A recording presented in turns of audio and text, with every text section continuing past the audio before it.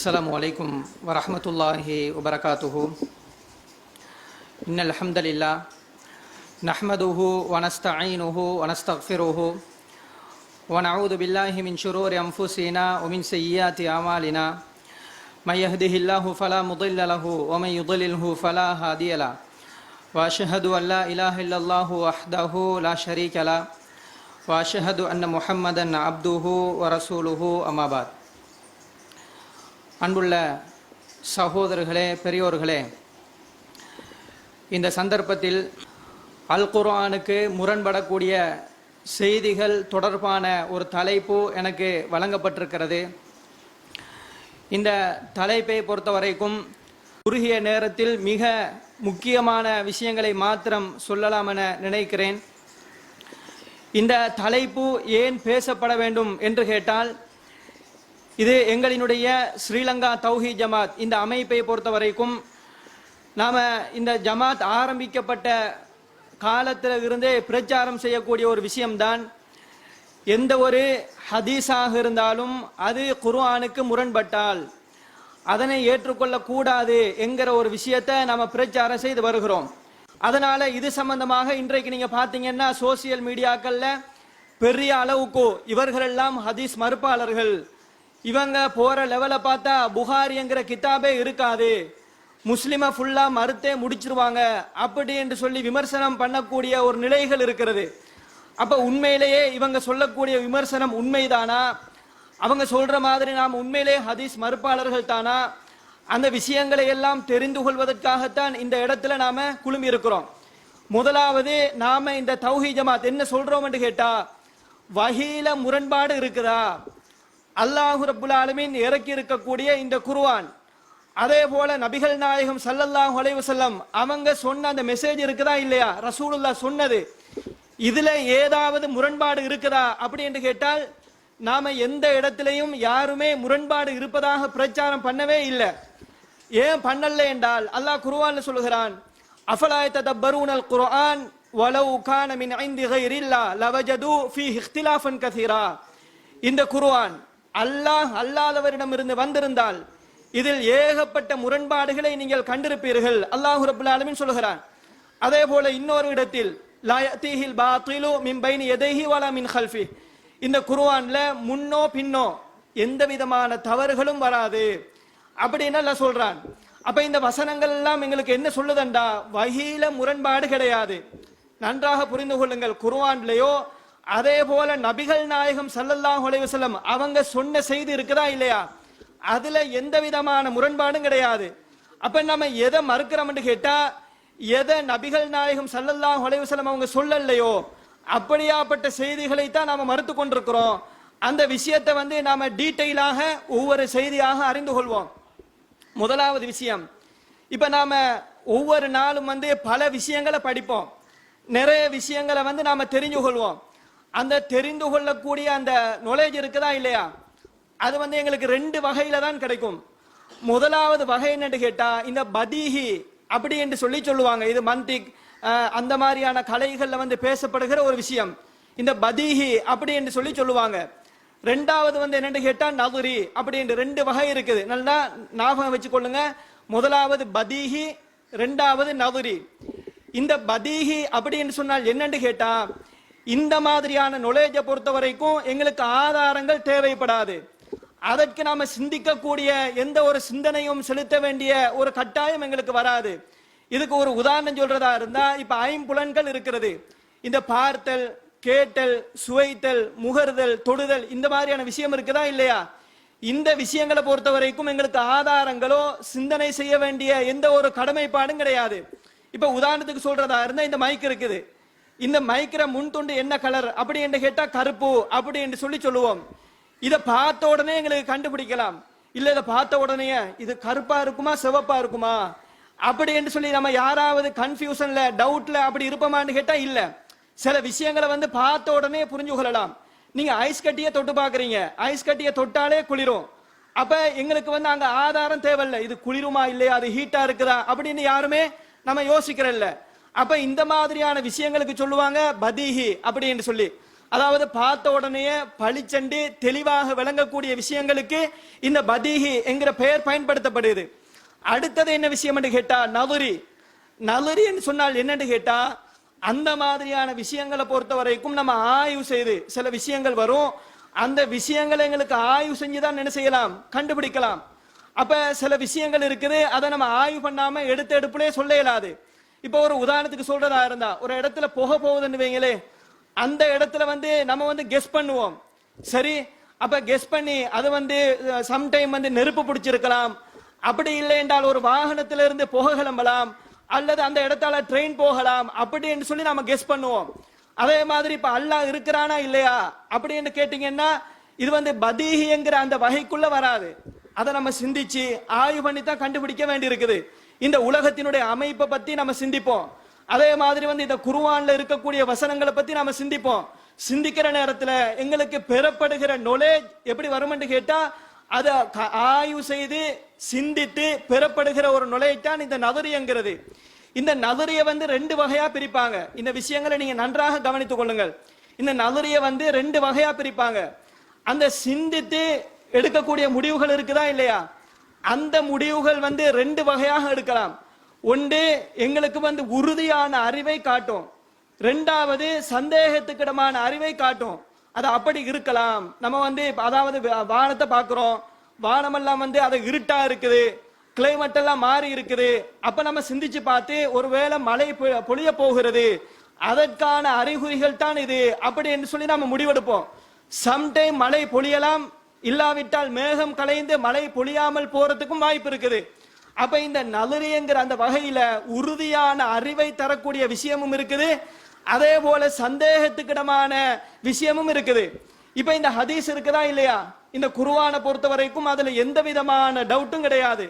ஏனென்றால் அல்லாஹ் ரப்பல் ஆலமீன் குர்ஆன்ல சொல்லுகிறான், இன்னா நஹ்னு நஸல்னா திக்ர வ இன்னா லஹு லஹாஃபிதுன். இந்த குர்ஆனை நாங்களே இறக்கி இருக்கிறோம், இதனை நாங்களே பாதுகாப்போம் அல்லாஹ் சொல்லிட்டான். இதுல எந்த விதமான டவுட்டும் கிடையாது. அதுல சொன்னா அல்லாஹ் தான் சொல்லி இருக்கிறான், அது கன்ஃபார்ம். ஆனா ஹதீஸ் இருக்குதா இல்லையா, இந்த ஹதீஸை நாம எந்த வகையில சேர்க்கிறது, இது உறுதியான அறிவு கன்ஃபார்மா ரசூலுல்லாஹ் சொல்லி இருக்கிறாங்க அப்படிங்கிற ஒரு செக்ஷன்ல சேர்க்கிறதா, அப்படி இல்லாவிட்டால் ரசூலுல்லாஹ் சொல்லி இருப்பதற்கு வாய்ப்பு இருக்கிறது அப்படிங்கிற வகையில சேர்க்கிறதா. குர்ஆன் இருக்குது, குர்ஆன்ல இருக்கிற வசனங்கள் எல்லாம் கன்ஃபார்மா அல்லாஹ் சொன்னதுதான், அதுல டவுட் இல்ல. சரி, இந்த ஹதீஸை பொறுத்த வரைக்கும் கன்ஃபார்மா நீங்க புகாரில ஒரு ஹதீஸை பாக்குறீங்க அல்லது முஸ்லிம்ல ஒரு செய்தியை பாக்குறீங்க, அதை பார்த்த உடனே நீங்க இல்ல இது கன்ஃபார்மா ரசூலுல்லாஹ் சொன்னாங்க அப்படிங்கிறதா, அப்படி இல்லாட்டா ரசூலுல்லாஹ் சொல்லி இருக்கிறதுக்கு வாய்ப்பு இருக்கிறது என்கிற மாதிரி நம்ம எடுத்துக்கிறதா. இது இந்த ரெண்டு வகையில நம்ம எந்த அடிப்படை எடுத்துக்கிறது, வாய்ப்பு இருக்கிறது ரசூலுல்லாஹ் சொல்லி இருப்பதற்கு சான்ஸ் இருக்குது என்கிற அடிப்படையில தான் நாம் எடுத்துக்கணும். இப்ப இந்த விஷயத்தை பொறுத்த வரைக்கும் இது நாமளா புதுசா கண்டுபிடிச்ச விதியெல்லாம் கிடையாது. இப்ப நான் உங்களுக்கு பின்னால சில உசூலுல் ஹதீஸ் சம்பந்தமா பேசக்கூடிய கிதாபுல இருக்கக்கூடிய சில வாசகங்களை வாய்ச்சி காட்டி உங்களுக்கு நான் நிறுவ போறேன். உண்மையிலே ஹதீஸை பொறுத்த வரைக்கும் இப்படித்தான் எடுத்துக்கணும் அப்படிங்கிற விஷயத்தை நீங்க முதலாவது புரிந்து கொள்ளுங்கள். ஏன் அப்படி புரியணும்னு கேட்டா, அதாவது ஹதீஸை ரெண்டு வகையா பிரிப்பாங்க. ஒன்று முத்தவாத்திர், அடுத்தது ஹபருல் ஆஹாத் அப்படி என்று சொல்லுவாங்க. இந்த முத்தவாத்திர் அப்படி என்று சொன்னால் என்ன அர்த்தம் என்று கேட்டா, ஒவ்வொரு படித்தரங்கள் இருக்குது. இப்ப சஹாபாக்கள் என்கிற ஒரு படித்தரம், அதுக்கு பின்னால தாபீன்கள் என்கிற ஒரு படித்தரம், அதுக்கு பின்னால தபா தாபீன்கள், அதுக்கு பின்னால அவர்களுக்கு பின்னால வரக்கூடிய அடுத்த தலைமுறை, இப்படி என்று ஒவ்வொரு படித்தரம் இருக்குது.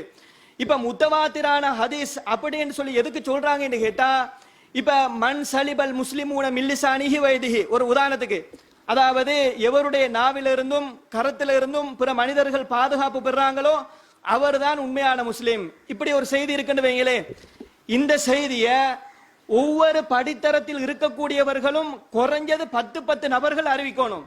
அதாவது சஹாபாக்கள்ல 10 பேர், தாபீன்கள்ல 10 பேர், தபா தாபீன்கள்ல 10 பேர், இப்படி 10 நபர்களா. இது நான் சொல்றது, இதுல கருத்து முரண்பாடு இருக்குது. சில இமாம்கள் 300 பேர் அறிவிக்கணும், சில இமாம்கள் 100 பேர்னு சொல்லி இருக்கிறாங்க, சில இமாம்கள் 70 பேர் இப்படி எல்லாம் சொல்லி இருக்கிறாங்க. அப்ப என்ன சொல்றாங்கடா, ஒவ்வொரு படித்தரத்திலையும் 10 நபர்கள் அறிவிக்கணும். அப்படியாப்பட்ட செய்திகள் என்னது, இது முத்தவாத்திர். சரியா? அடுத்தது என்னன்னு கேட்டா ஹபருல் ஆஹாத். ஹபருல் ஆஹாத் என்கிறது ஒரு ஹதீஸ இதுல அசீஸ் அப்படி நிறைய பிரிப்பாங்க, மஷூர், அசீஸ், கரீப் இப்படி எல்லாம் பிரிப்பாங்க.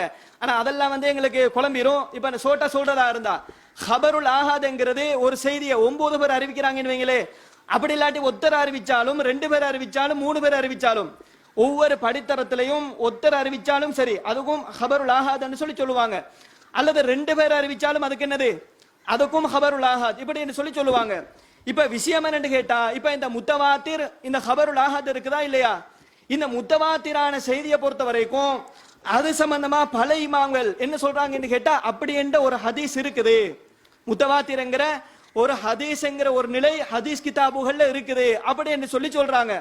ஆனால் இமாம் இப்னு ஹிப்பான் அதே போல ஹாசிமி போன்ற 2 அறிஞர்கள் என்ன சவால் போடுறாங்கன்னு சொன்னா, வஸாம இப்னு ஹிப்பான் வல் ஹாசிமி அன்னஹு மாதூமுன் பில் குல்லியா லா யூஜது லஹு மிசாலுன்.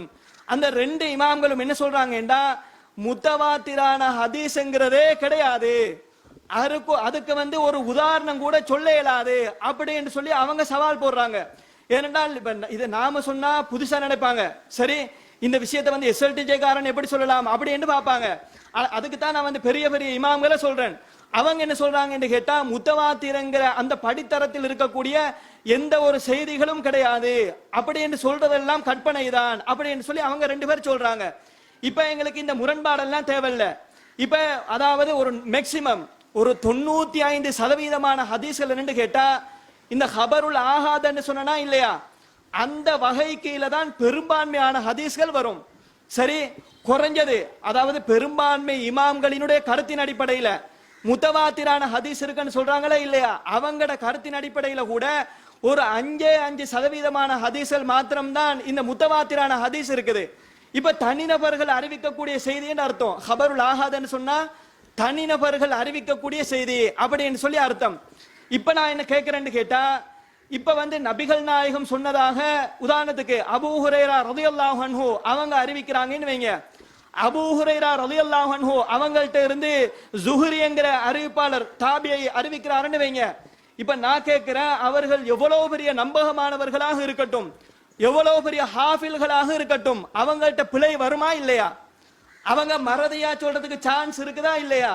ஒன்று கடக்க ஒன்றை மாத்தி சொல்றதுக்கு வாய்ப்பு இருக்குதா இல்லையா? எவ்வளவு பெரிய ஆளா இருக்கட்டுமே, சொல்லுவாங்களே யானைக்கும் அடிசருக்கும் என்று. அப்ப இது பொதுவான ஒரு தியரியின் அடிப்படையில் என்ன யோசிக்கணும் என்று கேட்டா, இந்த குர்ஆன் பாதுகாக்கப்பட்ட மாதிரி எல்லாம் ஹதீஸ் பாதுகாக்கப்படல. அப்ப மாற்றமாக ரசூலுல்லாஹ்ட்ட இருந்து ஒருத்தர் ஒரு செய்தியை சொல்லுவாரு, அதே மாதிரி வந்து அவங்கள்ட்ட இருந்து 2 பேர் ஒரு செய்தியை சொல்லுவாங்க. அப்ப அப்படியாக வரக்கூடிய அந்த செய்திகள்ல அவங்க பிழையே விட மாட்டாங்க, தவறே விட மாட்டாங்க என்று நாம இறைவனுடைய நிலைக்கு உயர்த்துவதுங்கிறது மிகப்பெரிய குற்றம். உங்களுக்கு புரியுதா? அப்ப ஹதீஸை பொறுத்த வரைக்கும் ஒரு 95% செய்திகள் ஹபருல் ஆஹாத் என்கிற ஒரு நிலையில தான் இருக்குது. இப்ப நாம என்ன சொல்றது தெரியுமா, குர்ஆனுக்கு முரண்பட்டா மறுத்துட்டு போங்க அப்படி என்று சொல்லி நாம சொல்றோம். ஆனா இன்றைக்கு இந்த ஹனஃபி மதுஹப்ல இருக்கக்கூடிய அந்த அறிஞர்கள் இந்த ஹபருல் ஆஹாத்ங்கிற அந்த விஷயத்துக்கு வந்து பெரிய அளவுக்கு ரெஸ்பெக்டே கொடுக்க மாட்டாங்க. கண்ணாபினாடு சர்வ சாதாரணமா மறுத்துட்டு போவாங்க. அப்ப அவங்களை எல்லாம் பத்தி இன்றைக்கு ஹதீஸ் மறுப்பாளர்கள், இவர்கள் வழிகட்டவர்கள் அப்படி என்று இன்றைக்கு இருக்கிற யாருமே பேசுறது இல்ல. ஆனா இப்ப பாருங்க, ஹனஃபி மதுஹப்ல இருக்கக்கூடிய ஒரு கிதாப் இருக்குது. அதாவது என்ன கிதாப்னு கேட்டா, தக்வீமுல் அதில்லா அப்படிங்கிற ஒரு கிதாப் இருக்குது. அந்த கிதாப்ல என்ன சொல்றாங்கன்னு கேட்டா, இந்த விஷயங்களை பொறுத்த வரைக்கும் ஹபருல் ஆஹாத்ங்கிற அந்த விஷயத்தை பொறுத்த வரைக்கும் இமாம்கள் சொல்றாங்க, அதாவது 4 வகையான கருத்து இருக்குது. தனிநபர்கள் அறிவிக்கக்கூடிய அந்த ஹதீஸை பொறுத்த வரைக்கும் அதை ஏத்துக்கலாமா இல்லையா என்கிறதுல வந்து 4 வகையான கருத்துக்கள் இருக்குது. அதுல சில இமாம்கள் எப்படி சொல்றாங்கன்னு கேட்டா, லா யகூனு ஹபருல் வாஹிதி ஹுஜ்ஜதன், அதாவது ஹபருல் வாஹித்ங்கிற தனிநபர் அறிவிக்கக்கூடிய செய்திகள் ஆதாரமாக எடுக்கவே கூடாது. எப்படி சொல்றாங்க, அதாவது ஃபீ பாபி தீனி இல்ல அய்யகூன மஅசூமன் அனில் கதிப், அந்த செய்தியை அறிவிக்கக்கூடிய அறிவிப்பாளர் இருக்கிறாரா இல்லையா, அவர் பொய்யிலிருந்து பாதுகாக்கப்பட்டவராக இருந்தாலே தவிர அந்த செய்திகளை ஏற்றுக்கொள்ளவே முடியாது அப்படி என்று சொல்லி சொல்றாங்க. இப்ப நான் என்ன கேட்கிறேன்டா, இந்த உலகத்துல யாரை கொண்டு வந்து வச்சாலும் சரிதான், அவங்க பொய் சொல்ல மாட்டாங்க அப்படின்னு சொல்லலுமா? சொல்ல இயலாது. அப்ப அவங்க என்ன சொல்றாங்க அந்த மதுஹப்ல, அதாவது அறிவிக்கக்கூடிய அறிவிப்பாளர் பொய்யில இருந்து பாதுகாக்கப்பட்டவர் என்கிற ஒரு நிலை இருந்தால் மட்டும்தான் ஏத்துக்கலாம் அப்படி என்று சொல்லிட்டு சொல்றாங்க. அதுக்கு பின்னால் அவர்கள் சொல்லுகிறார்கள், இந்த ஹபருல் ஆஹாதுங்கிற அந்த செய்தியை பொறுத்த வரைக்கும் வலா தகுஃபுமா லைஸலக பிஹி இல்ம், அதாவது அல்லாஹ் ரப்புல் ஆலமீன் குர்ஆன்ல சொல்லுகிறான், உங்களுக்கு எதுல உறுதியான அறிவில்லையோ அந்த மாதிரியான விஷயத்தை நீங்க பின்பற்ற வேண்டாம். அதே போல வலா தகூலு அலல்லாஹி இல்லல் ஹக், அல்லாஹ்வுடைய விஷயத்துல நீங்க ஒன்றை சொல்றதா இருந்தா நீங்க உண்மையை மட்டும்தான் சொல்லணும், பொய்யெல்லாம் சொல்லவே கூடாது அப்படிங்கிற வசனத்தை சொல்லி காட்டி என்ன சொல்றாங்கடா, இந்த உறுதியான அறிவுங்கிறது வல் இல்மு லா யகவு பி கபரி இஹ்தமல் கதிப, அதாவது தனிநபர் ஒரு செய்தியை அறிவிக்கிறாருண்டா அவர் பொய் சொல்றதுக்கும் வாய்ப்பு இருக்குது, உண்மை சொல்வதற்கும் வாய்ப்பு இருக்கிறது. அதாவது நம்பிக்கையான பெரிய மனன மலையாக இருக்கக்கூடிய ஒத்தராக இருந்தாலும் அதிகமா உண்மை பேசுவார் என்று வச்சுக்கலாம், குறைஞ்ச அளவுல பொய் சொல்லுவாரா இல்லையா? அப்ப இதை சொல்லிட்டவன் என்ன சொல்றாங்கடா, பொய்க்கு இடம்பாடாக இருக்கக்கூடிய ஒரு செய்தி, அதில் உறுதியான அறிவு வரவே வராது. ஆகவே இந்த தனிநபர் அறிவிக்கக்கூடிய செய்திகளை ஏற்றுக்கொள்ள கூடாது அப்படி என்று சொல்லி இந்த ஹனஃபி மதுஹபினுடைய அறிஞர்கள் சொல்றாங்க. அப்ப இன்னும் சில அறிஞர்கள் என்ன சொல்றாங்க, இல்லை இல்லை பெரும்பான்மை உலமாக்கள கருத்து இல்லை, ஏத்துக்கலாம்.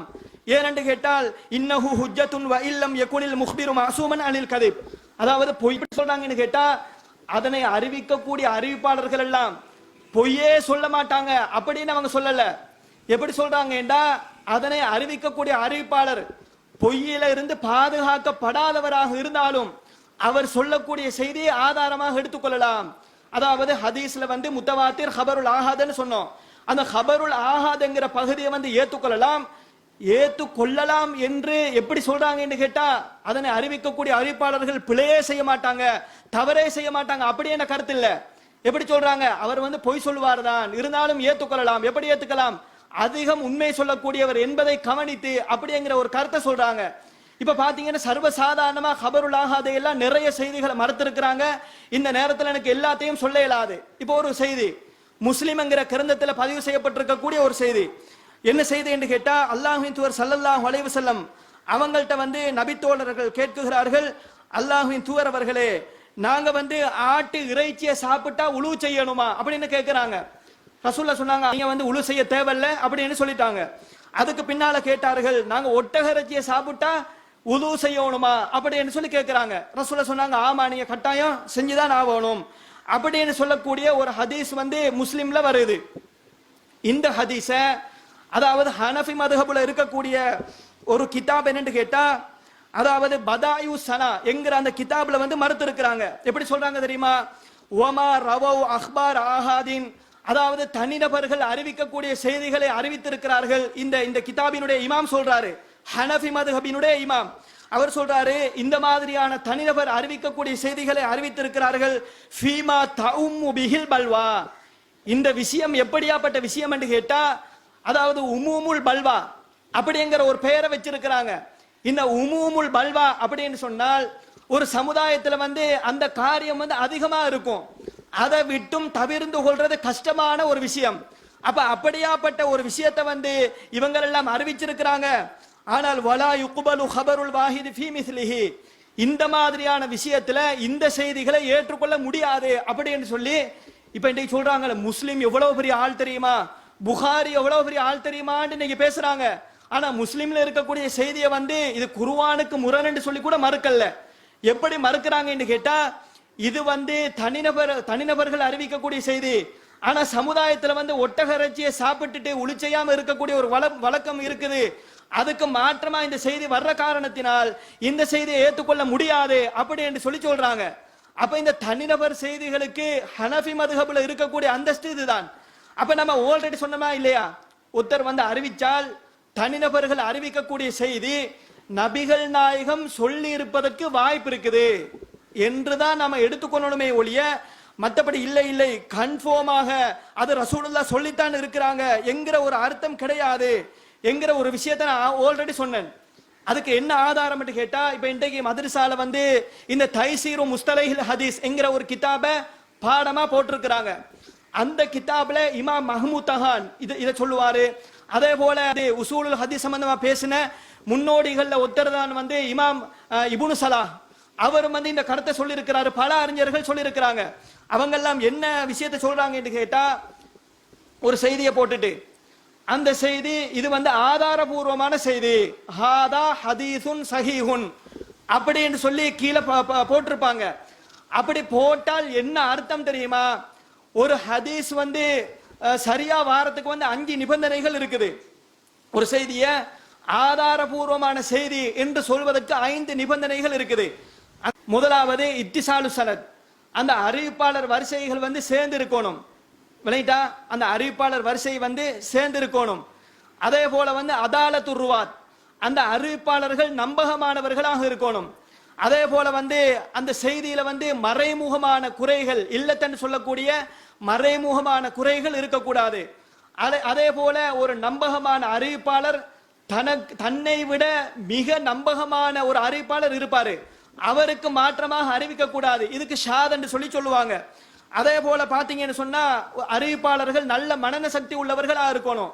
இதுதான் அந்த 5 நிபந்தனை. இது ஒவ்வொன்றையும் வழங்கப்படுத்துறேன்டா நாள் கணக்கு போகும். சரியா? சரி, சோட்டா 5 நிபந்தனை. இப்ப இமாம்கள் என்ன சொல்றாங்க தெரியுமா? ஒரு செய்தி இந்த 5 நிபந்தனைகள் பூர்த்தியாக இருக்கக்கூடிய ஒரு செய்திக்கு வந்து இது ஆதாரபூர்வமான செய்தி அப்படி என்று சொல்லி சொல்லுவாங்க.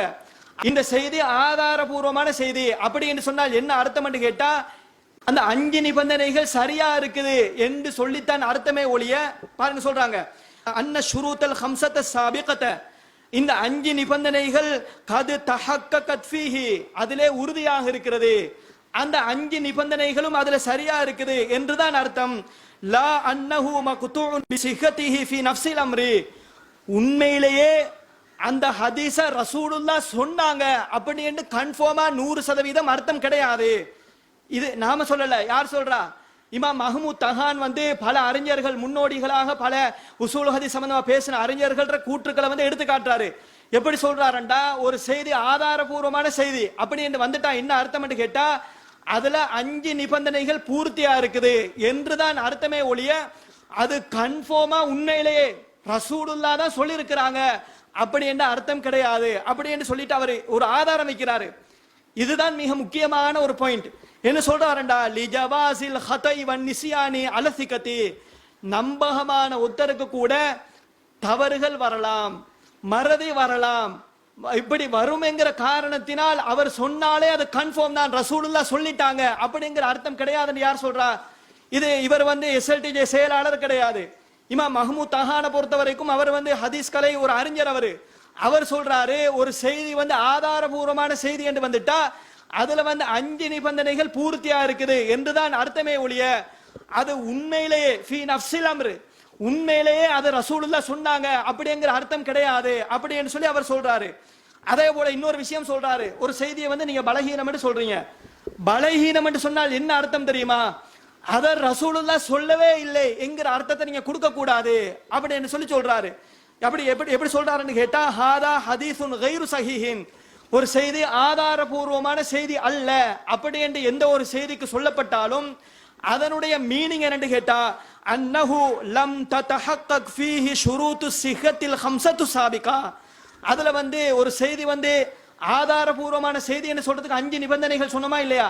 அந்த 5 நிபந்தனைகளும் அந்த பலகீனமான செய்திகள்ல வந்து அதுல உறுதியா இல்லைன்னு அர்த்தம், அல்லது அந்த 5 நிபந்தனைகள்ல சில நிபந்தனைகள் அதுல உறுதியா இல்லைன்னு அர்த்தமே ஒழிய, லா அன்னஹு கதிபுன் ஃபீ நஃப்ஸில் அம்ர், உண்மையிலேயே அத ரசூலுல்லாஹ் சொல்லவே இல்லை என்கிற அர்த்தத்தை கொடுக்க கூடாது. ஏன் கொடுக்க கூடாதுன்னு கேட்டா, லி ஜவாசி மன் ஹுவ கஸீருல் ஹதை, அதிகம் தவறு செய்யக்கூடிய ஒருத்தர் கூட சரியா சொல்றதுக்கு வாய்ப்பு இருக்குது. உண்மையிலே எங்கட ஊர்ல வந்து ஒருத்தனை வந்து நம்ம பொய்யன்னு சொல்லி கணக்கு எடுத்திருப்போம். அப்ப வாழ்க்கை முழுக்க டோட்டலா பொய் தானா அப்படின்னு கேட்டா அப்படின்னு அர்த்தம் இல்ல, மேக்சிமம் பொய் சொல்லுவாரு. அந்த அர்த்தத்துல தான் நம்ம யாரையுமே பொய்யன்னு முடிவெடுக்கிறோம். சில நேரத்துல சரியா சொல்றதுக்கும் வாய்ப்பு இருக்குது. அப்ப உங்களுக்கு விளங்குதா? ஹதீஸ் கலையில கூட என்ன சொல்றாங்கடா, குர்ஆன் வந்துட்டா கன்ஃபார்மா அல்லாஹ் சொல்லி இருக்கிறான் அப்படின்னு அர்த்தம். ஹதீஸ் வந்துட்டா என்ன அர்த்தம் என்று கேட்டா, ரசூலுல்லாஹ் சொல்லி இருப்பதற்கு வாய்ப்பு இருக்கிறது என்கிற நிலையில தான் நீங்க வச்சுக்கொள்ளணுமே ஒழிய, மற்றபடி ரசூலுல்லாஹ் கன்ஃபார்மா சொன்னாங்க என்கிற அர்த்தத்துல நீங்க பார்க்க கூடாது அப்படின்னு சொல்லி உசூலுல் ஹதீஸ் பேசின அறிஞர்களை தான் நான் உங்களுக்கு சொல்றேன். இப்ப இந்த செய்திகள் சம்பந்தமா குர்ஆனுக்கு முரண்பட்டால் மறுக்கோணும் அப்படி என்று சொல்லி பல உலமாக்கள், எக்கச்சக்கமான உலமாக்கள் சொல்லி இருக்கிறாங்க. அதுல ஒரு சில உலமாக்களை மட்டும் நான் உங்களுக்கு சொல்றேன். அதுல வந்து முதலாவது பாருங்க, இமாம் அவுசாயி அவர் வந்து என்ன சொல்றாருன்னு கேட்டா, அவரிடத்துல முனீப் என்கிற ஒருத்தர் வந்து கேள்வி கேட்கிறாரு. எப்படி கேட்கிறாரு? அகுல்லு மா ஜாஅனா அனின் நபி ஸல்லல்லாஹு அலைஹி வஸல்லம் நக்பலுஹு. அவங்கள்ட்ட கேள்வி கேட்கிறாங்க, இமாம் அவுசாய் அவர்களே, அல்லாஹ்வின் தூதர் வழியாக, நான் கவனிங்க, அல்லாஹ்வின் தூதர் வழியாக வரக்கூடிய எல்லா செய்திகளையும் நாங்கள் ஏற்றுக்கொள்வது கட்டாயமா, கன்ஃபார்மா நாங்க ஏத்துக்கணுமா அப்படின்னு சொல்லி கேட்கிறாங்க. அவர் என்ன சொல்றாருண்டா, நக்பலு மின்ஹுமா சதக கிதாபுல்லாஹி அஸ்ஸவஜல். அந்த செய்திகள்ல அல்லாஹ்வினுடைய வேதம் எதனை உண்மைப்படுத்துகிறதோ அந்த விஷயங்களை நாங்க ஏற்றுக்கொள்வோம். வமா ஹாலஃப, அதே போல குர்ஆன் அதற்கு மாற்றமாக இருந்தால் ஃபலைஸ மின்ஹு, அதை நாம ஏத்துக்க மாட்டோம் அப்படி என்று சொல்லி சொல்றாரு. சரி, இது யார் சொல்றா? இமாம் அவுசாயி சொல்றாரு, மிகப்பெரிய ஒரு அறிஞர். அப்ப அவர் சொல்றாரு, அல்லாஹ்வுடைய வேதம் எதனை உண்மைப்படுத்துதோ அதை நாம ஏத்துக்குவோம். அல்லாஹ்வுடைய வேதம் அதற்கு மாற்றமாக இருந்தால், முரண்பட்டு நின்றால் அதனை ஏத்துக்க மாட்டோம் அப்படி என்று சொல்றாரு. அப்ப உடனே அவர் தான் கேள்வி கேட்டவர். அவர் கேட்கிறாரு, அப்படி என்று சொன்னால் நம்பகமான அறிவிப்பாளர்கள் தானே அறிவித்திருக்கிறார்கள் அப்படி என்று சொல்லி கேட்ட உடனே அவங்க சொல்றாங்க, ஃபஇன் கான சிகாத்து ஹமலுஹு அன் கைரி சிகாத்தி. நீங்க நம்பகமானவர்கள் அறிவிச்சா ஏத்துக்கணும்னு சொல்லி நீங்க சொல்றீங்க. நான் அதுக்கு என்ன ரிப்ளை பண்றேன்னு கேட்டா, அந்த நம்பகமானவர்கள் இல்லாதவர்களிடத்துல, அதாவது நம்பகமானவர்கள் நம்பகமற்றவர்களிடத்தில் அந்த செய்திகளை எடுத்திருக்கலாம் அல்லவா அப்படின்னு சொல்லி ஒரு அழகான ஒரு ஆன்சரை சொல்றாரு. அப்ப இவர் என்ன சொல்றாரு? முதலாவது, குர்ஆனுக்கு முரண்பட்டால் ஏத்துக்க கூடாது அப்படி என்று சொல்லிட்டாரு. அதே போல அல் ஃபகீஹ் வல் முத்தஃபக்கீஹ் என்கிற ஒரு கிதாப் இருக்குது, இமாம் அல் ஹத்தீப் அல் பக்தாதி. அவர் என்ன சொல்றாருன்னு கேட்டா, அதாவது முஹம்மது இப்னு ஈசா என்கிற ஒரு தோழர் சொல்றாரு, அதாவது இதா ரவ சிகத்துல் மஅமூனு ஹபரன் முத்தஸில் இஸ்னாதி, அறிவிப்பாளர் வரிசை சேர்ந்திருக்கக்கூடிய ஒரு செய்திகளை நம்பகமான அறிவிப்பாளர்கள் அறிவித்தாலும் சில காரணங்களால், சில விஷயங்களால் அது நிராகரிக்கப்படும் அப்படின்னு சொல்றாரு. அதுல ஒன்று என்னன்னு கேட்டா, ஐ யுகாலிஃப நஸ்ஸல் கிதாபி அவி சுன்னத்தில் முத்தவாத்திரா. அதுல ஒரு காரணம் என்னன்னு கேட்டா, குர்ஆனுக்கு முரண்பட்டால் அந்த செய்திகள் மறுக்கப்படும். ஹாலஃப யுகாலிஃபு அப்படின்னு சொன்னா முரண்படுறது. நஸ்ஸுல் கிதாப், அதாவது குர்ஆனுடைய செய்திகளுக்கு முரண்பட்டால் அந்த செய்திகள் மறுக்கப்படும் அப்படி என்று சொல்லி யார் சொல்றான்னு கேட்டா, இமாம் ஹத்தீப் அல் பக்தாதி அவங்களோட கிதாப்ல பதிவு செய்யப்பட்டிருக்கக்கூடிய ஒரு செய்தி. கடைசியாக இமாம் இப்னுல் ஜௌசி இது சம்பந்தமா என்ன சொல்றாரு தெரியுமா? அவருக்கு ஒரு கிதாப் ஒன்று இருக்குது, மௌதுஆத் என்று சொல்லக்கூடிய ஒரு கிதாப். இட்டுக்கட்டப்பட்டவர்கள் சம்பந்தமான அந்த செய்திகள் தொடர்பாக தொகுக்கப்பட்ட ஒரு கிதாப். அந்த கிதாப்ல ஒரு செய்தி, அழகான ஒரு செய்தியை சொல்றாரு. என்ன செய்தி என்று கேட்டா, அலா தரா அன்னஹு லவிஜ்தமா ஹல்கும் மினசிகாத்தி. நம்பகமானவர்கள்ல ஒரு கூட்டம் ஒரு செய்தியை சொல்றாங்க. எல்லாருமே நம்பகமானவர்கள், மனசக்தி உள்ளவர்கள், நேர்மையானவர்கள் என்கிற பெயர் எடுத்தவர்கள் ஒரு செய்தியை சொல்றாங்க. அது எப்படியாப்பட்ட செய்தி என்று கேட்டால், ஃபஅக்பரு அன்னல் ஜமல கத் தഖல ஃபீ சம்மில் கியாத்தி. ஊசியினுடைய துவாரத்தில் ஒட்டகம் நுழைந்து விட்டதாக யார் சொல்றா? பொய்யர் அல்ல. சரி, யார் சொல்றான்னு கேட்டா நம்பகமானவர்கள் சொல்றாங்க. அப்ப அப்படியாப்பட்டவர்கள் சொன்னால் அந்த செய்தியை ஏத்துக்கலாமா அப்படின்னு அவர் பேசக்கூடிய நேரத்தில் சொல்றாரு, லமா நஃபஅத்னா சிகத்துஹும் வலா அஸரத் ஃபீ கபரிஹிம்.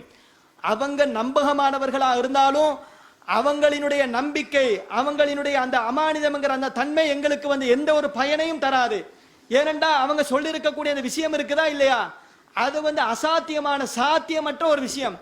ஊசியினுடைய துவாரத்துல ஒரு மொத்த உண்மையாளர்களும் சேர்ந்து 10,000 பேர் சொல்றாண்டு வைங்களே, சின்ன ஊசி இருக்குது, அந்த ஊசியினுடைய துவாரத்துல ஒட்டகமே நுழைந்தது, நாங்கள் பார்த்தோம் அப்படின்னு சொன்னா என்ன அர்த்தம்டா, அது பொய் அப்படி என்று சொல்றாரு. சொல்லிட்டு சொல்றாரு, ஃபகுல்லு ஹதீஸின் ரஅய்தஹு யுகாலிஃபுல் மாகூல. நீ பார்க்கக்கூடிய ஒவ்வொரு செய்திகளும், நல்லா கவனிங்க, நீங்க பார்க்கக்கூடிய ஒவ்வொரு செய்திகளும் புத்திக்கு முரண்பட்டால், மாகூலன்னு சொல்றது புத்தி, நம்ம கூட அந்த அளவுக்கு கடுமையா சொல்லல, அவர் சொல்றாரு புத்திக்கு முரண்பட்டால், அவு யுனாகிதுல் உசூல, அடிப்படைகளுக்கு மாற்றமாக இருந்தால், ஃபலம் அன்னஹு மவ்தூஉன் ஃபலா ததகல்லஃப் இஅ்திபாரஹு. நீ தெளிவா புரிஞ்சிக்க, அது இட்டுக்கட்டப்பட்ட செய்தி. அது இப்படியான செய்திகளை யாராவது சொல்றான்னு வைங்களே, பார்த்த உடனே விளங்குது, இப்படி ரசூலுல்லாஹ் சொல்லி இருக்க மாட்டாங்க, சொல்லி இருக்கிறதுக்கு வாய்ப்பே இல்லை அப்படி என்று விளங்கக்கூடிய சில செய்திகள் வந்தா அந்த செய்தி இட்டுக்கட்டப்பட்ட செய்தி அப்படி என்று சொல்லி அவர் சொல்றாரு. அப்ப இதெல்லாம் இமாம்கள் குர்ஆனுக்கு முரண்பட்டால் மறுக்கணும் என்று சொல்லி இருக்கிறாங்களா இல்லையா, அது சம்பந்தப்பட்ட விஷயம். அடுத்தது இப்ப ஒரு குறுகிய நேரத்தில் முடிச்சு கொள்றேன். என்னென்னு கேட்டா, இப்ப குர்ஆனுக்கு முரண்பட்டால் மறுக்கணும் என்று சொல்லி இமாம்கள் சொல்லி இருக்கிறாங்க என்று நாம சொல்லுவோம்.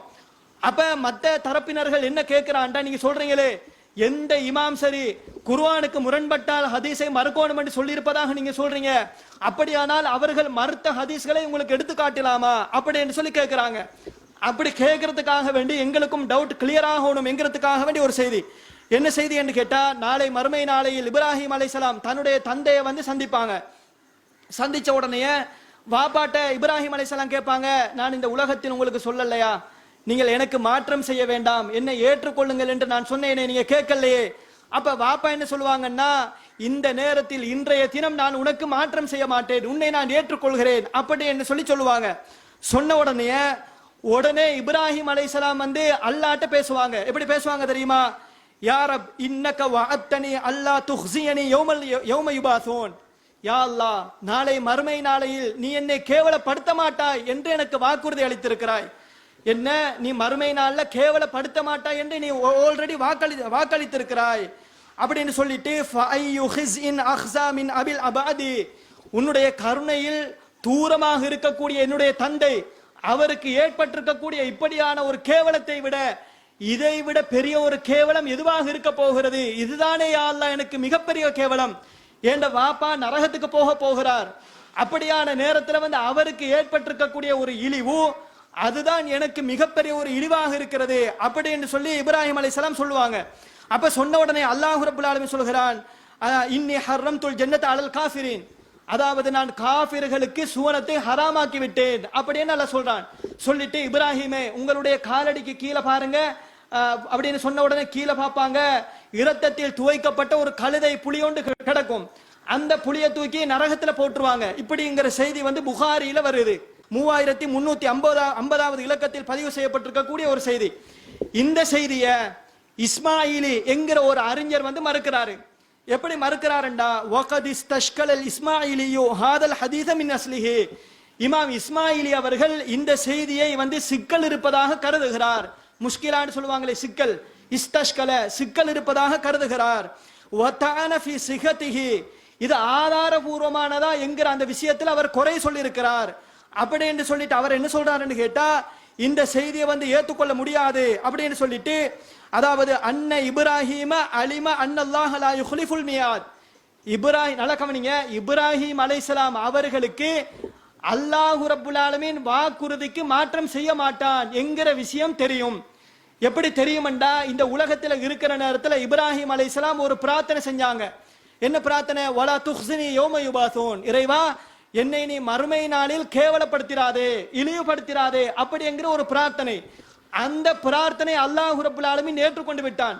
அப்ப அல்லாஹ் ஏற்றுக்கொண்டால் என்ன அர்த்தம்? இப்ராஹிம் அலைஹிஸ்ஸலாம் அவங்களுக்கு கன்ஃபார்மா மறுமையில வந்து கேவலம் இல்ல, அதான் அர்த்தம். அதத்தான் இமாம் இஸ்மாயிலி சொல்றாரு, அல்லாஹ் ரப்புல் ஆலமீன் அவனுடைய வாக்குறுதிகளுக்கு மாற்றம் செய்ய மாட்டான் என்கிற விஷயம் இப்ராஹிம் அலைஹிஸ்ஸலாம் அவங்களுக்கு தெரியும். அப்படி தெரிஞ்சு இருக்கும் பொழுது ஃபகைஃப யஜஅலு மா ஸார லிஅபீஹி ஹிஸ்யன் மா இல்மிஹி பிதாலிக, இந்த விஷயமெல்லாம் தெரிஞ்சு இருந்தும் தன்னுடைய தந்தைக்கு ஏற்பட்ட கெதியை தனக்கு ஏற்பட்ட ஒரு இழிவாக எப்படி கருதி இருப்பார்? இதை வந்து நீங்க கொஞ்சம் நுணுக்கமா பார்த்தா தான் உங்களுக்கு இதுக்குள்ள இருக்கக்கூடிய அந்த ஒரு நுணுக்கம் உங்களுக்கு புரியும். என்ன சொல்றாங்கன்னா, அல்லாஹ் வந்து இப்ராஹிம் அலைஹிஸ்ஸலாம் அவங்கள்ட்ட இந்த உலகத்தில் இருக்கக்கூடிய சொல்லிட்டான், உங்களுக்கு கேவலம் இல்ல, உங்களுக்கு அசிங்கம் வராது அப்படின்னு அல்லாஹ் சொல்லிட்டான். இப்ப மறுமையில வந்து இப்ராஹிம் அலைஹிஸ்ஸலாம் அவங்களுக்கு கன்ஃபார்மா தெரியும், அல்லாஹ் வாக்குறுதி அளித்தால் அதற்கு மாற்றம் செய்ய மாட்டான். என்ன வாக்குறுதி அளித்திருக்கிறான்? எனக்கு அல்லாஹ் எந்த ஒரு கேவலத்தையும் தரமாட்டான் என்கிற ஒரு வாக்குறுதி. ஆனா அந்த இப்ராஹிம் அலைஹிஸ்ஸலாம் இதெல்லாம் தெரிஞ்சு கூட மறுமையில என்ன சொல்றாரு தெரியுமா? யா அல்லாஹ் எனக்கு கேவலம். என்ன கேவலம்? ஏண்டா வாப்பாக்கு வந்து நரகம் கிடைக்க போகுது, அப்ப அதை விட பெரிய கேவலம் எதுவா இருக்க போகுது அப்படி என்று சொல்லி இப்ராஹிம் அலைஹிஸ்ஸலாம் பேசினாங்களா. அப்ப இதைத்தான் வந்து இமாம் இஸ்மாயில் என்ன சொல்றாருண்டா, ஒரு நபி அப்படி பேச மாட்டார். ஏன் பேச மாட்டாரு? அல்லாஹ் இந்த உலகத்தில் இருக்கக்கூடிய கேவலப்படுத்த மாட்டேன் என்று வாக்குறுதி அளித்துட்டான். ஆனால் மறுமையில போய் நின்று கொண்டு இப்ராஹிம் அலைஹிஸ்ஸலாம் அல்லாஹ் என்ன கேவலப்படுத்திட்டான் என்று அந்த அல்லாஹ்வினுடைய நியதிக்கு மாற்றமாக பேசுறாருண்டா, இது வந்து ஒரு நபி அப்படி பேச மாட்டாரு. அப்படி என்று சொல்லி யார் பேசுறான்னு கேட்டா இமாம் இஸ்மாயில் இந்த செய்தியை மறுக்கிறாரு. அவர் மட்டுமல்ல, இந்த செய்திக்கு வந்து விரிவுரை எழுதக்கூடிய இமாம் ஃபத்துஹுல் பாரியில வந்து அந்த கிதாப்ல நீங்க பார்க்கலாம், இப்னு ஹஜர் அல் அஸ்கலானி அடுத்த செய்தியா சொல்றாரு. என்ன சொல்றாருன்னு கேட்டா, வகால கைருஹு, இன்னும் சிலர்கள் இந்த செய்தியை மறுத்திருக்கிறாங்க. எப்படி மறுக்கிறாங்க தெரியுமா? ஒமா கான இஸ்திக்ஃபார் இப்ராஹிம் அலி அபிஹி இல்லா அம் மவ்இதத்தின் வஅதஹா இய்யா. இந்த உலகத்துல இப்ராஹிம் அலைஹிஸ்ஸலாம் தன்னுடைய தந்தைக்கு அளித்த வாக்குறுதியின் அடிப்படையில துஆ செஞ்சாங்க. ஆனால் அல்லாஹ் ரப்பல் ஆலமீன் சொல்கிறான், ஃபலம்மா தபய்யன லஹு அன்னஹு அதுவுல் லில்லாஹி தபர்ரா மின்ஹு. அவர் அல்லாஹ்வினுடைய எதிரி என்று தெரிந்ததன் பிற்பாடு அதில இருந்து விலகி கொண்டார். இதெல்லாம் இந்த உலகத்தில் நடக்கிற விஷயம். இப்ராஹிம் அலைஹிஸ்ஸலாம் துஆ கேட்டாங்க, அல்லாஹ் கண்டிச்சிட்டான், காபிர்களுக்கு நீங்க துஆ கேட்க கூடாது. அப்ப இது தெளிவா புரிஞ்ச விஷயம். அப்படி இருக்கும் பொழுது மறுமை நாள்ல எப்படி இப்ராஹிம் அலைஹிஸ்ஸலாம் துஆ கேட்டிருப்பாங்க, அவங்களுக்காக வேண்டி பரிந்து பேசியிருப்பாங்க அப்படின்னு சொல்லி இமாம் இஸ்மாயிலி அவர்கள் மறுத்ததாக இந்த செய்தியை கொண்டு வராங்க. அடுத்த இன்னொரு செய்தியை பாருங்க, முஸ்லிம்ல பதிவு செய்யப்பட்டிருக்கக்கூடிய ஒரு செய்தி. மனித்தலா ஃபி பைத்தி கௌமின் பிகைரி இத்னிஹிம் ஃபகத் ஹல்ல லஹும் ஐயஃப்கவு ஐனஹு. என்ன செய்தி என்று கேட்டா, யார் ஒருவர் ஒரு வீட்டுல எட்டி பார்க்கிறாருன்னு வைங்களே, அவங்கட எலோட் இல்ல, இப்படி எட்டி பார்த்தா அதுக்கு ரசூலுல்லாஹ் ஒரு கட்டத்தில் எப்படி சொன்னாங்க தெரியுமா? நீங்க எட்டி பார்த்திருக்கிறீங்க, எட்டி பார்த்தது எனக்கு ஆல்ரெடி தெரிந்திருந்தால் உங்களுடைய கண்ணை குத்திருப்பேன் அப்படின்னு ரசூலுல்லாஹ் ஒரு கட்டத்தில் பேசி இருக்கிறாங்க. முஸ்லிம்ல வர செய்தி என்னன்னு கேட்டா, யாராவது ஒருத்தர் ஒரு சமுதாயத்தினுடைய வீட்டை எட்டி பார்த்தால் அந்த சமுதாயத்துக்கு அவருடைய கண்ணை குத்துவதற்கு குருடாக்குவதற்கு உரிமை இருக்கிறது ரசூலுல்லாஹ் சொன்னாங்களா? அப்படி ஒரு செய்தி முஸ்லிம்ல இருக்குது. இந்த செய்தியை எப்படி சொல்றாங்கன்னு கேட்டா, இது இந்த செய்தியில வகது உக்திலிஃப ஃபீ தஅவீலிஹி, இதுல பல வகையான விளக்கங்கள் சொல்லப்படுது. அதுல ஒரு விளக்கம், இது மேலோட்டமான அர்த்தத்தில் எடுத்துக்க கூடாது, இது ரசூலுல்லாஹ் எச்சரிக்கை செய்வதற்காக வேண்டி சொன்னாங்க, உண்மையிலே கண்ணை குத்தி குருடாக்குறேங்கிற அர்த்தத்தில் சொல்லல, அப்படி எல்லாம் விளக்கம் சொல்றாங்க. சொல்லிட்டு அதாவது இமாம் தபரி என்ன சொல்றாருன்னு கேட்டா, இந்த செய்தியை ஏற்றுக்கொள்ள கூடாது. எப்படி சொல்றாரு? வல் ஹபரு இதா கான முகாலிஃபன் லி கிதாபில்லாஹி தஆலா லா யஜூசுல் அமலு பிஹி. ஒரு விஷயம் அல்லாஹ்வினுடைய வேதத்திற்கு மாற்றமாக வந்தால் அதனை அமல் செய்யக்கூடாது அப்படி என்று சொல்லி இமாம் குர்துபி சொல்றாரு. ஏன் சொல்றாருன்னு கேட்டா, அல்லாஹ் குர்ஆன்ல ஒரு வசனம் சொல்லுகிறான், வைன் ஆகபத்தும் ஃபாகிபு பிமிஸ்லி மா ஊகிபத்தும் பிஹி. அதாவது நீங்க எந்த அளவுக்கு தண்டிக்கப்பட்டீங்களோ அதே அளவுக்கு தான் நீங்களும் தண்டிக்கணும். இப்ப எனக்கு ஒருத்தன் ஒரு அறை அரைஞ்சா அவனுக்கு நான் எத்தனை அறையலாம்? ஒரு அறை தான் அறையலாம், 2 அறை அறையலாது. ஒரு கண்ணை குருடாக்குனா ஒரு கண்ணை தான் குருடாக்கலாம். இது இந்த ஹதீஸ் என்ன சொல்லுது? அவர் சொல்றாரு, நாம சொல்லல. அவர் என்ன சொல்றாருண்டா, வீட்டுக்குள்ள எட்டி பார்த்ததுக்காக வேண்டி அவன்ட கண்ணையே குத்தி குருடாக்குறேன்டா, இது குர்ஆனுக்கு மாற்றமா இருக்குது அப்படி என்று சொல்லி அதாவது இமாம் குர்துபி மறுக்கிறாரு. அப்ப இதே மாதிரி கடைசியா ஒரே ஒரு செய்தியை பாருங்க. என்ன செய்தி என்று கேட்டால், நரகமும் சொர்க்கமும் அதாவது ரெண்டுமே டிபேட், வாக்குவாதப்படும் அல்லாஹ்விடத்துல. நரகம் என்ன சொல்லும் என்று கேட்டா, இறைவா என்னிடத்துல அதாவது மிகப்பெரிய பெருமை அடிக்கக்கூடியவர்கள், சமுதாயத்தில் கெத்தா வாழ்ந்தவர்கள், பெருமை மமதை அடிச்சு கொண்டிருந்தாங்களே, அவங்க தான் என்னல நுழைகிறார்கள் அப்படி என்று சொல்லி நரகம் பேசுது. ஆனா சொர்க்கம் என்ன பேசுதுன்னு கேட்டா, மாலஹா லா யதுகுலுஹா இல்லா துஅஃபா உன்னாசி வஸகத்துஹும். என்னல பலகீனமானவர்கள், அதே போல சமுதாயத்தில் சாமானியர்கள் தானே என்னல நுழைகிறாங்க அப்படி என்று சொல்லி சொல்லுது. அப்ப சொன்ன உடனே 2 பேரையும் கூப்பிட்டு அல்லாஹ் என்ன சொல்றான்னு கேட்டா, சொர்க்கத்தை பார்த்து நீ என்னுடைய ரஹமத்து, உன் மூலமாகத்தான் நான் நல்ல மனிதர்களுக்கு பரிசளிக்கிறேன் அப்படின்னு எல்லாம் சொல்றான். அதே போல நரகத்தை கூப்பிட்டு நீ என்னுடைய அதாபு, உன் மூலமாகத்தான் குடும்பாவிகள், அதே போல அநியாயக்காரர்களை எல்லாம் நான் இந்த மாதிரி அதாபு படுத்துறேன் அப்படின்னு எல்லாம் சொல்றான். சொல்லிட்டு அந்த ஹதீஸ்ல ஒரே ஒரு வாசகம் வரும். என்ன வாசகம் என்றால், வைன்னஹு யுன்ஷிஉ லின்னாரி மையஷாஉ. அல்லாஹ் ரப்பல் ஆலமீன் நரகத்துல போடக்கூடியவர்களை எல்லாம் போட்டுருவான், சொர்க்கத்துக்கு அனுப்பக்கூடியவர்களை எல்லாம் அனுப்பிடுவான். இது சரி சரி, இதுல பிரச்சனை இல்ல. ஆனா ஹதீஸ்ல வர வாசகம் என்ன கேட்டா, நரகத்திற்காக வேண்டி புதிசாக அல்லாஹ் ஒரு படைப்பை படைத்து அதுல போடுவான் அப்படிங்கிற ஒரு வாசகம் வருது. இந்த விஷயத்தை பத்தி சொல்ற நேரத்துல இமாம் இப்னுல் கையிம் ரஹிமஹுல்லாஹ் அவர் என்ன சொல்றாரு தெரியுமா? வஜஸம இப்னுல் கையிம் பி அன்னஹு கலத்துன். அதாவது இப்னுல் கையிம் அவங்க சொல்றாங்க, உறுதியாக சொல்லுகிறார்கள் இது பிழையானது. வஹ்தஜ்ஜ பி அன்னல்லாஹ தஆலா அக்பர பி அன்ன ஜஹன்னம தம்தலிஉ மின் இப்லீஸ வ அத்பாஇஹி. அல்லாஹ் ரப்பல் ஆலமீன் குர்ஆன்ல சொல்லி இருக்கிறான். எப்படி சொல்லி இருக்கிறான்? இந்த நரகத்தை இப்லீஸை கொண்டு அவனை பின்பற்றியவர்களை கொண்டுதான் நான் நிரப்புவேன் என்று அல்லாஹ் சொல்லி இருக்கிறான். ஆனா இந்த ஹதீஸ் என்ன சொல்லுது? அது மட்டும் இல்ல, இன்னும் புதுசா ஒரு படைப்பை படைத்து நரகத்துல போடுவேன் என்று அந்த ஹதீஸ் சொல்லுது. அதனால அந்த செய்தி குர்ஆனுக்கு மாற்றம் அப்படி என்று இமாம் இப்னுல் கையிம் அவங்க சொல்றாங்க. அதே தொடர்ந்து அதாவது பெரிதும் மதிக்கக்கூடிய இமாம் புல்கீனி அவங்க என்ன சொல்றாங்க என்றா, வகதா அன்கர ரிவாயத் ஷைഖுனா அல் புல்கீனி வஹ்தஜ்ஜ பிகௌலிஹி வலா யظلمு ரப்புக அஹதா. இமாம் புல்கீனி அவங்க என்ன சொல்றாங்க என்று கேட்டா, அல்லாஹ் குர்ஆன்ல சொல்கிறான், வலா யظلمு ரப்புக அஹதா. அல்லாஹ் யாருக்கும் அணுவள வேணும் எந்த ஒரு அநியாயமும் செய்ய மாட்டான் அப்படின்னு அல்லாஹ் குர்ஆன்ல சொல்றான். அப்ப எந்த ஒரு பாவமும் செய்யாத, பிழையும் செய்யாத, தவறும் செய்யாத ஒரு படைப்பை புதிதாக படைத்தவங்க நரகத்துல போடுறதா இருந்தா அது நியாயம் இல்ல அப்படின்னு சொல்லிட்டு இமாம் புல்கீனி அவங்க சொல்றாங்க. அப்ப என்னது, இப்ப நான் சொன்ன செய்திகள் எல்லாம் அறிவிப்பாளர் வரிசைகள் உண்மையிலே நல்ல ஆதாரபூர்வமானதாக நல்ல பக்காவாக இருக்கக்கூடிய செய்திகள் தான். ஆனா அதனுடைய கருத்தை கவனித்து இமாம்கள் மறுத்திருக்கிறாங்க. இந்த செய்திகளை நாம மறுத்ததாக இதுவரைக்கும் நம்ம சொல்லல. இப்ப நான் ஏன் இதை எடுத்து காட்டுறேன்னு கேட்டா இவங்க கேட்கிறாங்களா இல்லையா? பெரும் அறிஞர்கள் மறுத்திருக்கிறாங்களா? பெரிய பெரிய ஆலிம்கள் மறுத்திருக்கிறாங்களா? அதுக்கு தான் சொல்றோம். இப்படி நிறைய செய்தி இருக்குது, நமக்கு டைம் இல்ல. அப்ப கடைசியாக ஒரே ஒரு விஷயத்தை நீங்க பார்க்கலாம். என்ன விஷயம் என்று கேட்டா ஒரு செய்தி வருது பாருங்க. இது புகாரியில வரக்கூடிய செய்தி. அதாவது இப்ராஹிம் அலைஹிஸ்ஸலாம் அவங்க 3 பொய் சொன்னாங்கன்னு ஒரு செய்தி. மா கதப இப்ராஹிம் இல்லா சலாத கதபாத்தின். அதாவது இப்ராஹிம் அலைஹிஸ்ஸலாம் அவங்க 3 பொய் சொன்னாங்க அப்படின்னு ஒரு செய்தி இருக்குது. இந்த செய்தியை இமாம் ராசி மறுக்கிறாரு. எப்படி மறுக்கிறாரு தெரியுமா? இப்ராஹிம் அலைஹிஸ்ஸலாம் பொய் சொல்லுவாங்களா?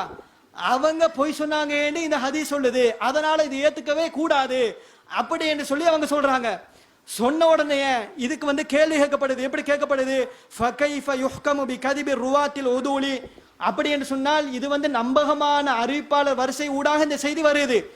ஆனா இப்ராஹிம் அலைஹிஸ்ஸலாம் அப்படி சொல்லிருக்க வாய்ப்பு இல்லை, அந்த செய்தி பொய் என்று நீங்க சொல்றீங்க. அப்படியானால் அந்த செய்தியை அறிவித்திருக்கக்கூடிய அறிவிப்பாளர்கள் பொய் சொன்னார்கள் என்கிற ஒரு கருத்து வருமே, அதை எப்படி டீல் பண்றது அப்படி என்று கேள்வி கேட்கும் பொழுது அவங்க என்ன சொன்னாங்க தெரியுமா? இப்ராஹிம் அலைஹிஸ்ஸலாம் பொய் சொன்னாங்களா அல்லது ராவிமார்கள் பொய் சொன்னாங்களா? இது ரெண்டு தானே பிரச்சனை. இதுல இப்ராஹிம் அலைஹிஸ்ஸலாம் பொய் சொல்லல, ராவிமார்கள் தான் பொய் சொன்னாங்க அப்படின்னு சொல்லிட்டு நான் போயிட்டே இருப்பேன் அப்படி என்று சொல்லுவாங்க. அப்ப யோசிச்சு பாருங்க. இப்ப இப்படி நாம சொல்லல, விளங்கிட்டா? இப்ப இன்றைக்கு நாம மறுக்கக்கூடிய செய்திகள் அதுல சில அறிவிப்பாளர்கள் வர்றாங்கன்னா அவங்க எல்லாம் பொய்யர்கள் அப்படின்னு நாம சொல்லல.